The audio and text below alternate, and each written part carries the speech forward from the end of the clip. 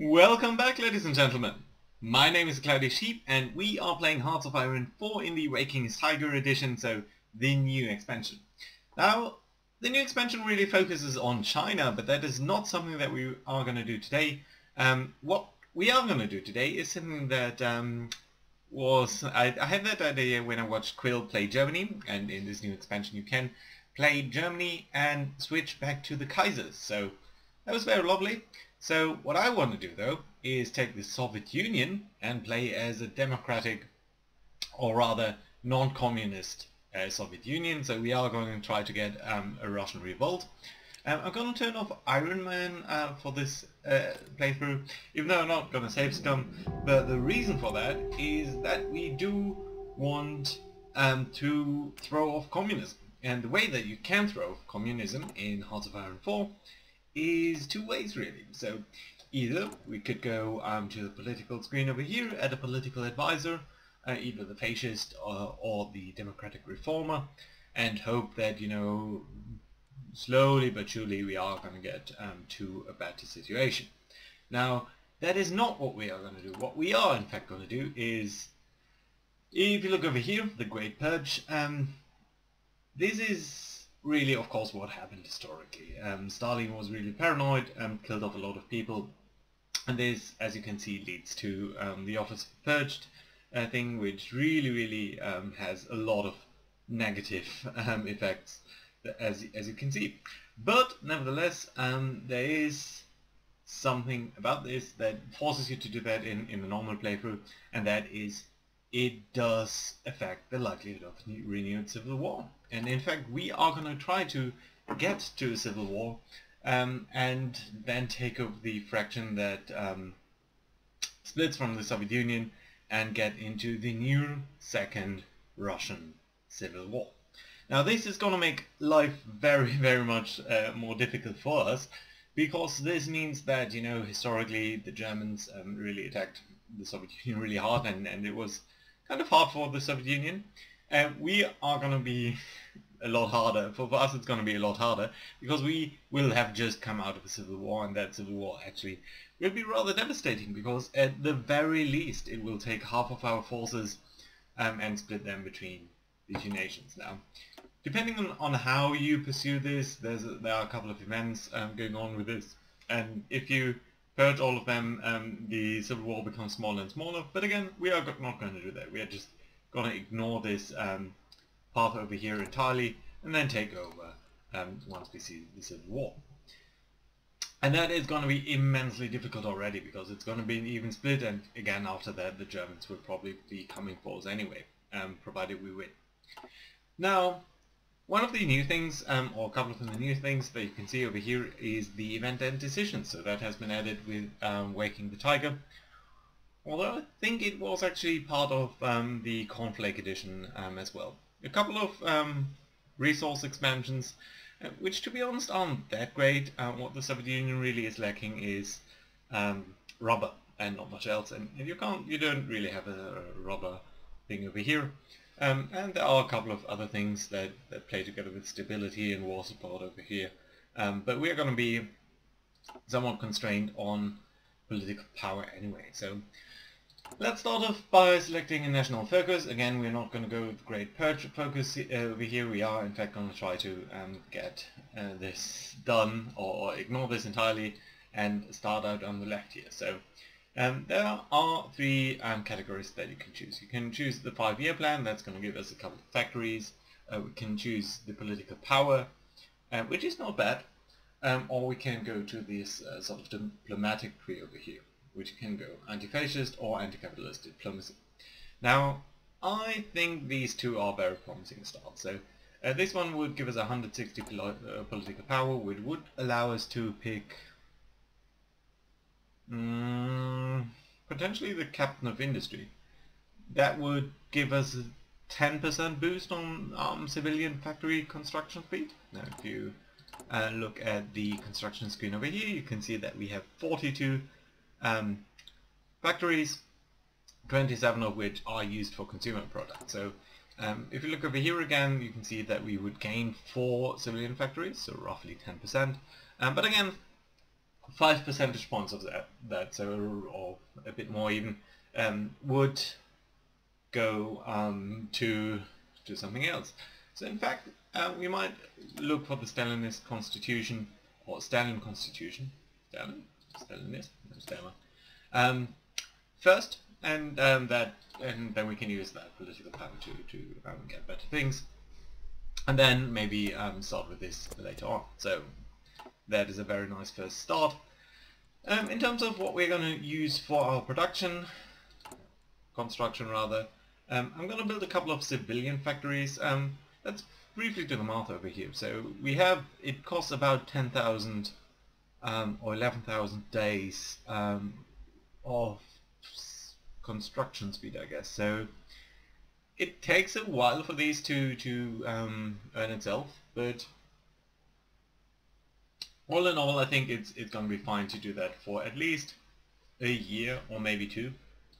We're going to start out here in Moscow because it has the highest infrastructure.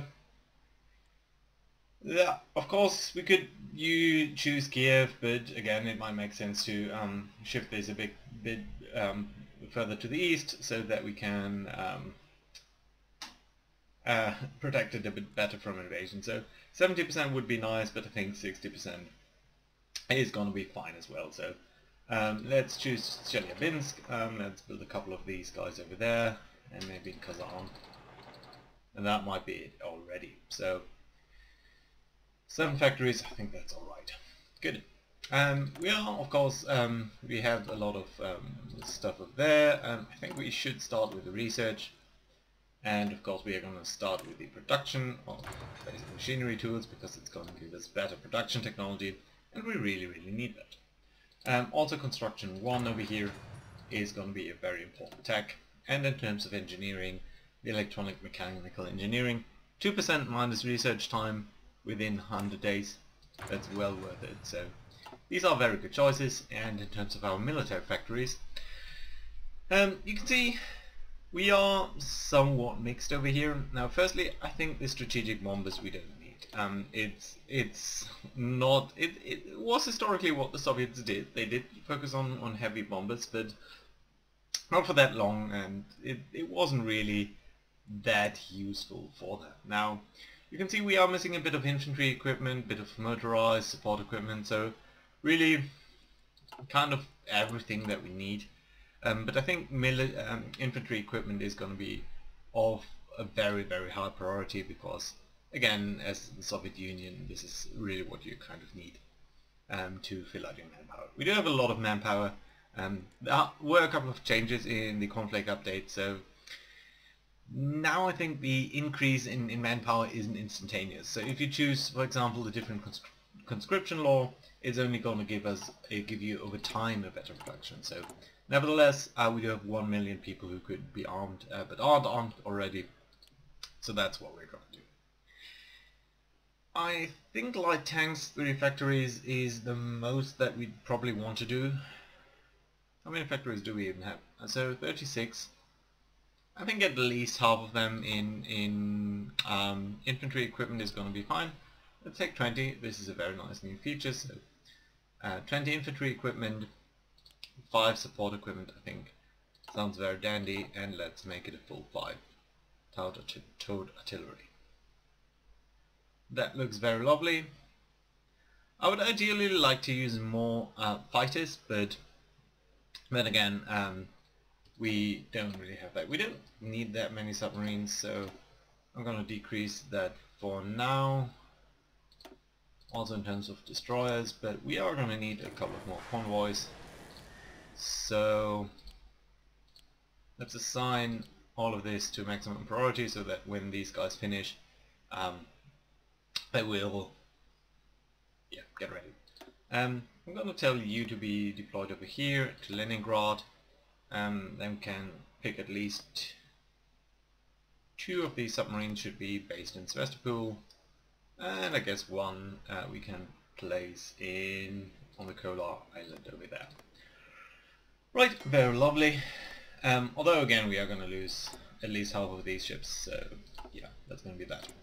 Insufficient resources, yes, we do need some rubber.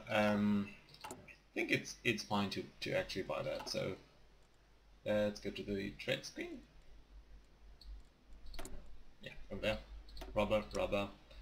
And from the Dutch East Indies, because why not? Good. We don't have any divisions in basic training, that's alright. We don't need to have that, but that's okay. Good. Decisions, we can't take any right now because we don't have the political power. Political power isn't increasing very quickly, but that's going to be bad. So that's alright. Good. Next thing will be the army organization. That's a bit tedious, but we can do that while the game is running. I don't think we need anything else. There's no particular diplomatic action that we are going to take. We do want to keep an eye on what national focuses Germany is using, and maybe UK and France as well, and of course Japan. But we don't need to watch that all the time. So, that being said, I think it's a good place to start out. Let's go to speed 3 over here. And maybe speed 2 because we don't really have all of this stuff done yet. So we have about 17, 18 divisions in the Far East. Let's use a new army for that, even including a tank. And get these guys ready. Then we have these guys over here. We're going to be a second army. And now one of the new features is that we can use these guys. Wait, what? No. That was stupid. My bad. I don't want to disband the units, I want to disband... Wait. Yeah, there we go. So, we now have one army group that controls 2 of these armies. Which is fine, there's no immediate need to do that. But it's a nice little feature, so I like it. Another new army, let's resume the game, and another. 36 is a bit too much, zoom in a little. 18, 23, your new army, and these 13 units are unassigned. 25. That's fine, you're a new army, and you too. And that means we've assigned everyone. Let's build a new army group for the Eastern divisions. Get everyone in there, and pick a good leader for this. A field marshal is what you need. I think this guy is perfectly fine. And over here, we are going to choose. So you can see that the skills have changed a bit over here. All of these guys are pretty meh though, so not necessarily the greatest people that we do have over here. But I think it's alright. Good. And we are going to change a couple of these unit dispositions in a moment, but for now I think that's going to be alright. So we have this army over here, which really is our central army. Which I think we should use a good leader for that. Not maybe an armored guy, but cautious. You have worse planning speed. Reckless, you have better planning speed, but you're more likely to get wounded. But you're also an infantry leader, and I really like that. You're not that great at attacking though, but you're pretty good at defending. You're much better at attacking. You know what? You seem like a very good guy for our first and most important army. So, second army over here. You again can be someone. Promotion cost is lower, that's nice to see. Trickster. Commander out of supply and infantry leader, yes, and good stats, I like you. Time is running, just to confirm that. No really big issues, so we can accelerate it somewhat. Third army, again, might be an infantry army, mainly at least. And indeed we can take Andrei Vasilov. We'll take note of this guy, because this guy is in fact one of the people who might lead our new nation or will lead the civil war. Historically, I think he was one of the generals to switch to the German side at some point, and that was that. So yeah, maybe a bit of a difficult character historically, but at least, you know, in our playthrough, that's going to be all right because we are going to play a very strong Russia out of the reach of communism. So yeah, that's going to be interesting. And I guess, you know, what we could do is use a different color for you. I'd like to use white, and I like to use something that indicates that you are a bit of a different army. And in fact, you might be the one to get all of our mountaineer units. Does it actually fit your skills? Right, so over here, Winter Specialist, Infantry Leader, yes, I think that does count as infantry, so I think that fits in very nicely thematically. Mountaineers, yes. You get into this army. Just sorting out a couple of things. One more Mountaineer. Get over there. Mountaineers? Nope. Not here either, so that's fine. We have 24 divisions actually. Let's get the stuff that isn't necessarily super relevant. Like these are, so the difference over here is that, I should actually talk a bit more about Hearts of Iron 4. So, Hearts of Iron 4 is one of these games that is super complicated in a way. So you have this time scale of multiple years. It spans, I think, until 1946, I believe, so about 10 years. And you can, you know, hold in every single hour of the game. And that means that, you know, you have sometimes airplanes and they travel a bit, and, you know, you have this hugely different scale. And of course the infantry unit mechanics are such that you have a couple of divisions, you have a couple of support brigades, and they do have different stats in all over the place. And you can see over here, so the NKVD is, I think, the Secret Service of the Soviet Union. It's a very small division, but with military police, so it's a bit better at suppressing partisans and stuff. But it's not really a frontline unit in the same sense that this rifle division over here is. So that's why we are moving these guys out over here, and this really is supposed to be an infantry fighting division. So let's pick a couple of these guys. A general can command 24 units, so this guy needs 5 more, and we're going to send that over there, and that's fine. Lovely. I think I want to use something different than pink. Let's use red as your color, which I think is fine.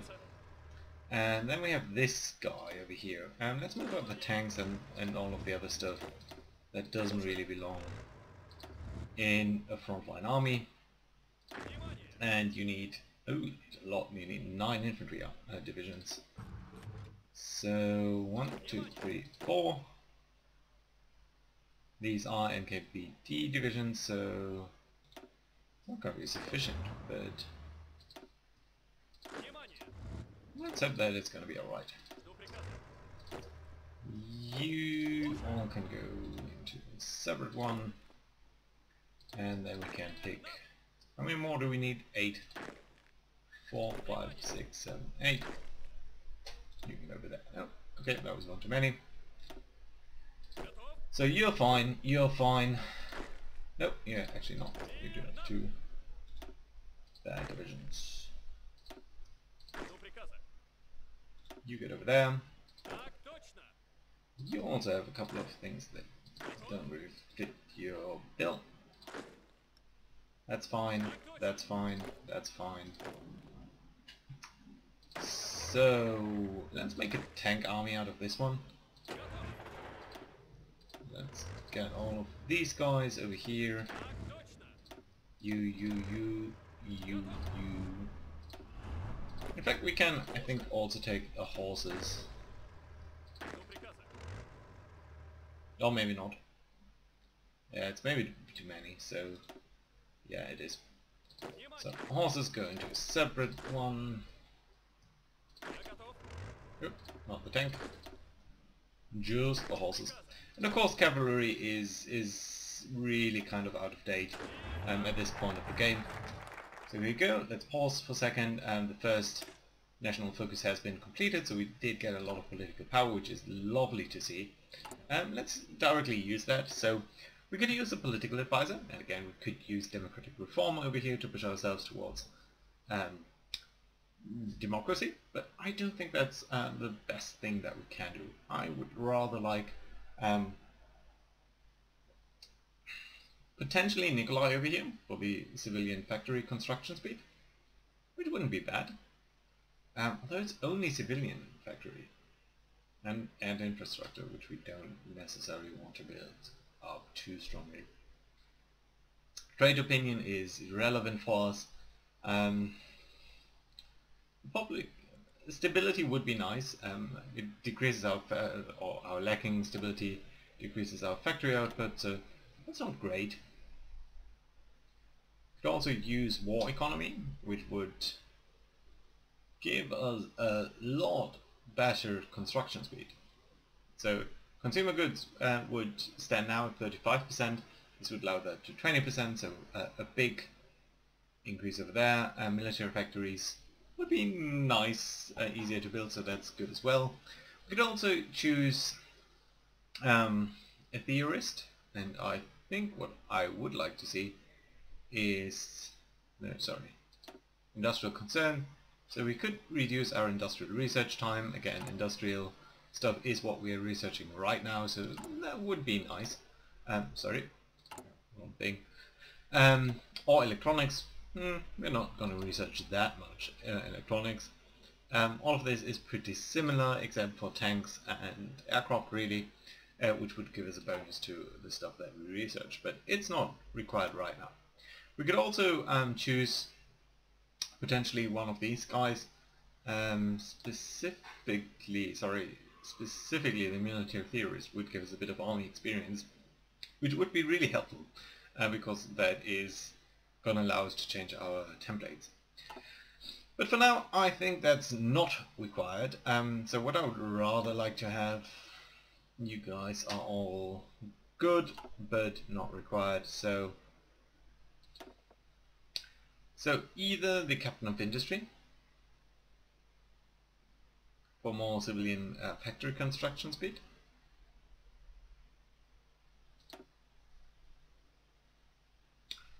or in fact the military theorist, or the industrial concern. Stalingrad tractor factory would be helpful, it really would.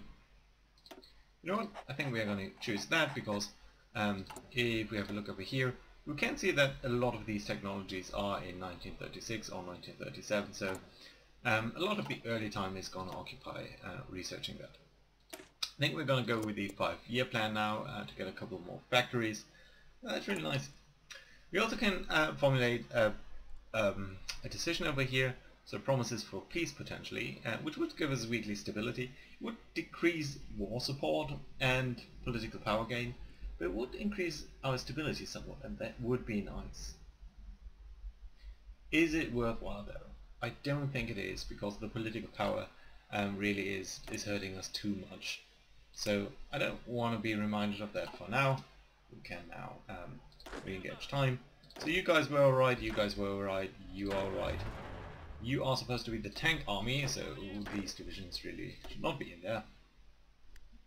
A couple of infantry divisions, interesting. So you are pure cav, so let's get all of the cav into this one. There's no reason actually to stop time. You are the secret service type of unit, so let's get you over there. You're right, so you're the tank army. Let's use a different symbol over here. Firstly I would like to use this symbol, and I would like to use green because that stands out a bit better. So you guys are white, that's perfectly fine, and you guys blue, so that's alright, that seems alright. And you can be assigned Sukov, That's good. So, more infantry, KVD, and horses. Horses, I think we do have some leaders that actually...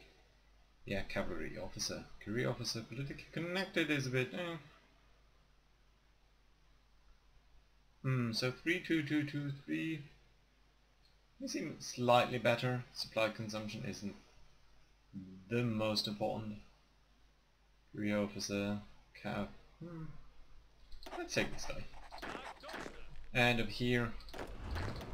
So, yeah, we can take this tank division, plug it to over here. Again, the guys are... Oh, wait. I think over here, yeah. And I think that's good. So you get over there. And these guys will join that one.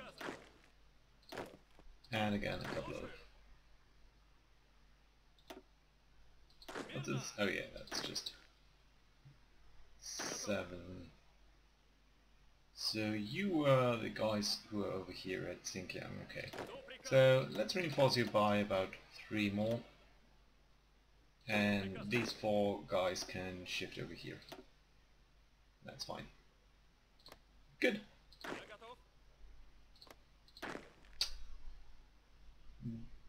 We can assign the Cap Army to over here.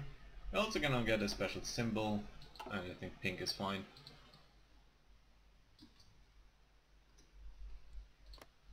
Right.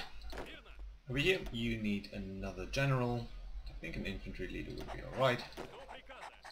As do you. Yeah, this is really not the best. You look good. Alright, perfect. So, next thing is we will actually give these guys some planning. So you're going to be guarding this front line. And actually, I would like to be extending this way, only so we don't need to guard Mongolia. That's fine. You guys should guard this border. That's broadly speaking correct. Although again, we are not that interested in Mongolia. And I think I'd actually like to grab a couple of you guys, so you 5, 6, 7, and you I will tell to be explicitly guarding this area only, and then we can move this over there. So yeah, a bit of 11 divisions guarding this entire line and more directly on the border with Japan, but I think that's alright. And you're actually going to be the first army, and wait a second, and we will tell you to be guarding Poland, and that's going to be alright. Now, let's briefly look at our research. We did finish electronic engineering, which is nice. Mechanical computing is not quite as efficient, but still, we're going to research so much that it's going to be a worthwhile choice. We do have another decision available because we have reached under political power. Improved work conditions would give us again more stability at the cost of factory output, which I don't think is really that useful for now. Fascism or democratic parties, banning them, yeah, there's no point for us doing that right now, so I think that's going to be alright. That being said, I think that would be an extremely good point to put in a cut. So, thank you guys for watching, and I'll see you again next time. Bye bye.